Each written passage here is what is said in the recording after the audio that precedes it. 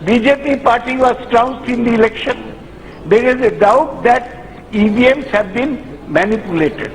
That's why we want these EVMs to be jettisoned and bring back the ballot paper. It has been done in. ये EVM की यदि बात करते हैं तो ये इलेक्शन कमीशन के ऊपर ये क्वेश्चन कर रहे हैं, इस देश के इलेक्शन कमीशन के अथॉरिटी के ऊपर ये क्वेश्चन कर रहे हैं और इन्होंने ये मोशन नहीं दिया है, इसीलिए ईवीएम और चुनाव के ऊपर ये चर्चा नहीं कर सकते, इसीलिए इनके बात को बाहर करिए।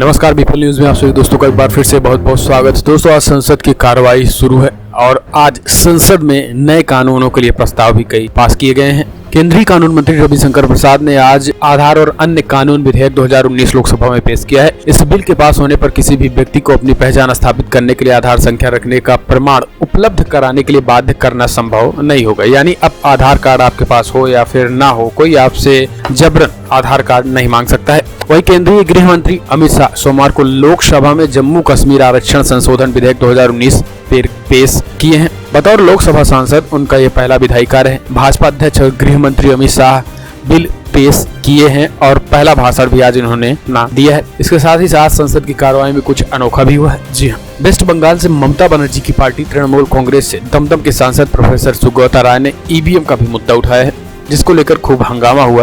विपक्ष की तरफ से वार हुआ तो बीजेपी की तरफ से पलटवार करने में देरी नहीं की गई है। सुगौता राय ने ईवीएम का मुद्दा उठाते हुए उन्होंने कहा है कि बीजेपी और ईवीएम पर बहुत ज्यादा शक है और गड़बड़ी होने के भी पूरे चांस इसलिए लगते हैं कि लोकसभा नतीजे आने के बाद कर्नाटका में 2 दिन बाद हुए चुनाव में बीजेपी साफ हो गई थी और कांग्रेस की जीत हुई थी और वहां जो चुनाव हुए थे वो बैलेट पेपर से हुए थे, पंचायतों के चुनाव थे, पूरी तरीके से वहां पर कांग्रेस की भयंकर जीत हुई थी। इसके अलावा जहां जहां भी पंचायतों के चुनाव बैलेट पेपर से होते हैं वहां पर अन्य पार्टियां जीत दर्ज करती हैं, जबकि बीजेपी की हार होती है। लेकिन जब ईवीएम से चुनाव होता है तो बीजेपी की जीत होती है। इससे पूरी तरीके से शंका बढ़ गया है और जैसे ही ईवीएम का मुद्दा उठा पूरे संसद में हंगामा शुरू हो गया। विपक्ष की तरफ से लोग ईवीएम को लेकर तालियां पीटने लगे और ईवीएम का जिस तरीके से मुद्दा उठाया गया, विपक्ष फिलहाल खड़ा होता दिखाई दिया। इसके साथ ही उन्होंने कहा है कि हमारी मांग है कि ईवीएम की बजाय बैलेट पेपर से चुनाव हो, जिसके बाद बीजेपी की तरफ से एक सांसद खड़े होकर इसका विरोध दर्ज किए। उन्होंने कहा है कि चुनाव आयोग की अस्मिता पर पूरी तरीके से सवाल खड़ा किया जा रहा है, इसलिए इस सवाल को संसद से बाहर किया जाए। ईवीएम विरोध होता देख कई विपक्ष के सांसद भी खड़े होकर ईवीएम का विरोध किया था। यानी साफ है कि अब जिस तरीके से पहली बार संसद में ईवीएम के विरोध को लेकर आवाज शुरू हो गई है, इससे एक बात तो तय है कि अगर आने वाले समय में विपक्ष ईवीएम को लेकर जोर देता है और बैलेट पेपर से मांग करता है तो कहीं न कहीं ये लड़ाई धार पकड़ सकती है। लेकिन जरूरत है पूरे विपक्ष को एक होने की। आज चिंगारी पड़ चुकी है, अब देखने के बाद होती है कि अब इसके बाद विपक्ष में ईवीएम को लेकर कौन मुद्दा बनाता है। फिलहाल अगली जो बड़ी खबर निकल के आ रही है दोस्तों, लोकसभा चुनाव में फतह लहराने के बाद विधानसभा सीटों पर होने वाले उपचुनाव के लिए भारतीय जनता पार्टी ने तैयारी शुरू कर दी है। इसके तहत भाजपा ने अपने मंत्रियों के कंधों पर बड़ी जिम्मेदारी दे दी है। मुख्यमंत्री योगी आदित्यनाथ और उप मुख्यमंत्रियों की मौजूदगी में भाजपा मुख्यालय में बैठक हुई है। बैठक में कई मंत्रियों के साथ प्रदेश के पदाधिकारी भी शामिल हुए हैं। इस दौरान प्रदेश में होने वाले 12 विधानसभा सीटों पर जीत हासिल करने के लिए सीएम योगी ने जिम्मेदारी सौंप दी है। एक मंत्री और संगठन के एक प्रदेश पदाधिकारी को लगातार अभी से चुनावी तैयारियां शुरू करने का फैसला किया है। उप मुख्यमंत्री डॉक्टर दिनेश शर्मा को आजम खां के गढ़रामपुर में तो उप मुख्यमंत्री केशव प्रसाद मौर्य को कानपुर की गोविंद नगर सीट से जिताने की जिम्मेदारी सौंप दी गई है। वहीं लखनऊ कैंट की सीट का जिम्मा मंत्री आशुतोष टंडन को दिया गया है। कैबिनेट मंत्री ब्रजेश पाठक को बसपा का गढ़ समझने वाले अंबेडकर नगर की जलालपुर सीट का जिम्मा सौंपा गया है। यहाँ से बसपा के रितेश पांडे विधायक थे तो जो कि अब सांसद हो गए हैं।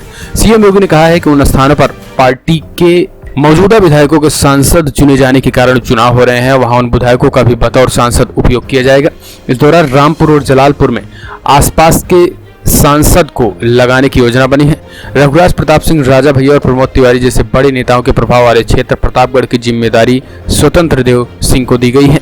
कैबिनेट मंत्रियों और पदाधिकारियों में राजधानी की कैंट सीट पर चिकित्सा शिक्षा मंत्री आशुतोष टंडन व विद्यासागर सोनकर, फिरोजाबाद की टुंडला सीट पर ऊर्जा मंत्री श्रीकांत शर्मा व बीएल वर्मा, बाराबंकी की जैतपुर सीट पर दारा सिंह चौहान व गोविंद नारायण शुक्ल स्वतंत्र प्रभार मंत्रियों पदाधिकारियों में सहारनपुर की गंगोह सीट पर पंचायती राज्य मंत्री भूपेंद्र चौधरी व वाईपी सिंह, अलीगढ़ की इगलास सीट पर गन्ना मंत्री सुरेश राणा व पुरुषोत्तम खंडेलवाल, चित्रकूट की मानिकपुर सीट पर ग्राम विकास मंत्री डॉक्टर महेंद्र सिंह व प्रकाश पाल, हमीरपुर सीट पर राणवेंद्र प्रताप सिंह उर्फ धुन्नी सिंह व अशोक कटारिया, प्रतापगढ़ सीट पर स्वतंत्र देव सिंह व त्र्यंबकम त्रिपाठी को लगाया गया है।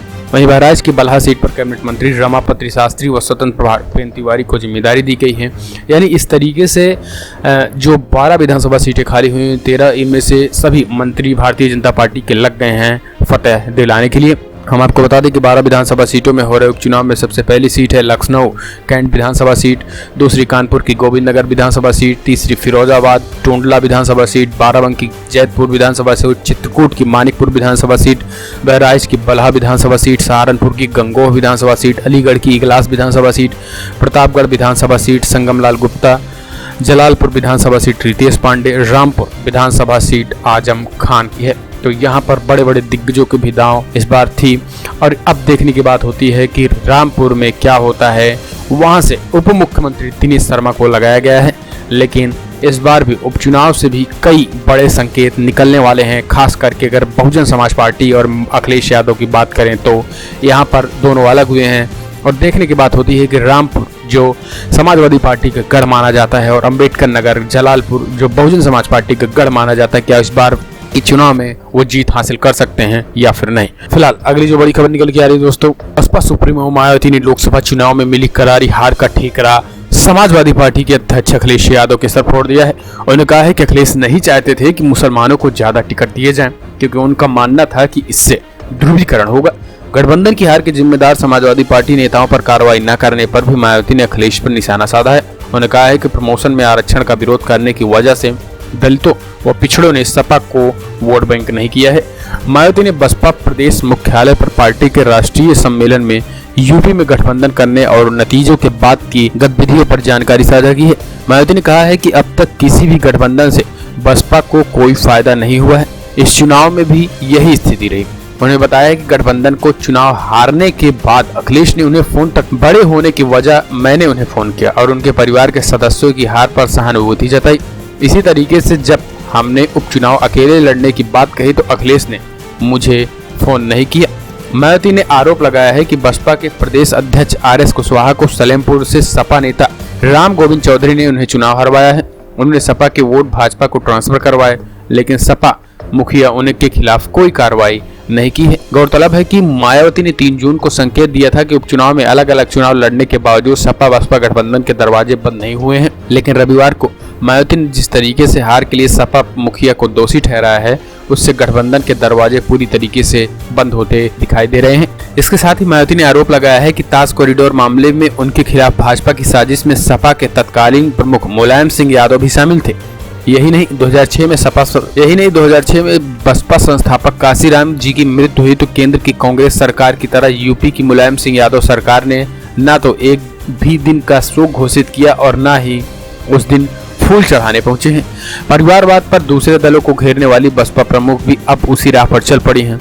उन्होंने अपने भाई आनंद कुमार को पार्टी का दोबारा राष्ट्रीय अध्यक्ष और भतीजे आकाश आनंद को नेशनल कोऑर्डिनेटर बना दिया है। इसके अलावा लोकसभा में संसदीय दल के नेता की जिम्मेदारी अमरोहा के सांसद दानिश अली को सौंप दी है और नगीना के सांसद गिरीश चंद की जगह उन्हें लाया गया है। लेकिन जिस तरीके से मायावती ने अब मुखर होकर समाजवादी पार्टी के अध्यक्ष अखिलेश यादव पर निशाना साध रही हैं, उससे एक बात तो क्लियर लग रही है कि 2022 के आने वाले विधानसभा चुनाव में फिलहाल अब गठबंधन की कोई स्थिति नहीं दिख रही है। और अब मायावती और अखिलेश यादव पर जो 2019 के लोकसभा चुनाव में समझौता हुआ था कि मायावती को केंद्र का नेतृत्व सौंपा जाए और 2022 में मायावती अखिलेश को यूपी का नेतृत्व सौंपती, लेकिन उसके उलट हो गया और भारतीय जनता पार्टी की ज्यादा सीटें होने की वजह से अब 2022 में अखिलेश के नेतृत्व न सौंपने के कारण मायावती ने गठबंधन तोड़ दिया है। फिलहाल अब गठबंधन तोड़ने की स्थिति में अगर पक्ष और विपक्ष अब दोनों अलग हो गए हैं, अब दोनों साथ साथ जो थे जो अलग हो गए हैं, तो जाहिर सी बात है कि अब कुछ न कुछ ठीक रहा समाजवादी पार्टी अध्यक्ष अखिलेश यादव मायावती पर फोड़ेंगे और मायावती अखिलेश यादव पर फोड़ेंगे। इसके साथ ही मायावती ने जो बड़ा आरोप लगाया है अखिलेश यादव पर कि मुसलमानों को टिकट न देने का मायावती को सुझाव अखिलेश यादव ने दिया था, उस पर आपकी क्या राय है? क्योंकि अगर बात करें हम समाजवादी पार्टी और बहुजन समाज पार्टी की तो सपा ने 4 और बसपा ने 6 मुस्लिम उम्मीदवारों को टिकट दिए थे। लोकसभा चुनाव में सपा ने 4 और बसपा ने 6 मुस्लिमों को टिकट दिया था। दोनों दलों के 3-3 सांसद विजयी रहे। चुनाव में सपा बसपा रालोद गठबंधन मुसलमानों की पहली पसंद रहा। वर्ष 2014 के लोकसभा चुनाव में प्रदेश से कोई भी मुस्लिम सांसद नहीं चुना गया था। कैराना लोकसभा सीट पर 2018 में हुए उपचुनाव में रालोद की तबस्सुम हसन सांसद चुनी गई थी। 2019 के लोकसभा चुनाव में सपा ने मुस्लिम बहुल 4 कैराना, मुरादाबाद, संभल व रामपुर से मुस्लिम प्रत्याशी उतारे। इनमें से कैराना को छोड़कर शेष 3 सीटों पर सपा के मुस्लिम सांसद चुने गए हैं। वहीं बसपा ने 6 लोकसभा सीट सहारनपुर, मेरठ, अमरोहा, धौरहरा, डुमरियागंज और गाजीपुर से मुस्लिम उम्मीदवार उतारे हैं। इनमें सहारनपुर, अमरोहा व गाजीपुर से बसपा के मुस्लिम सांसद विजयी हुए हैं। इस तरीके से सपा बसपा गठबंधन ने कुल 10 सीटों पर मुस्लिमों को टिकट दिए हैं, जिनमें से 6 विजयी रहे हैं। इनमें 5 पश्चिमी यूपी और 1 पूर्वांचल से हैं। इस तरह गठबंधन से सबसे ज्यादा सफलता दर मुस्लिम उम्मीदवारों को रही है। लेकिन मायावती ने जिस तरीके से बड़ा आरोप लगाया है कि अखिलेश ने मायावती को मुसलमानों को टिकट देने से रोका था, क्या आपको लगता है कि ऐसा समाजवादी पार्टी के अध्यक्ष अखिलेश यादव कर सकते हैं, या फिर मायावती का ध्रुवीकरण का कोई चाल है? अगर आप मानते हैं या फिर आपका जो सुझाव है कमेंट के माध्यम से अपनी राय देना ना। साथ ही अगर वीडियो पसंद आए तो लाइक करें, चैनल को सब्सक्राइब करना ना भूलें यूपी की हर एक फटाफट खबरों से रूबरू होने के लिए।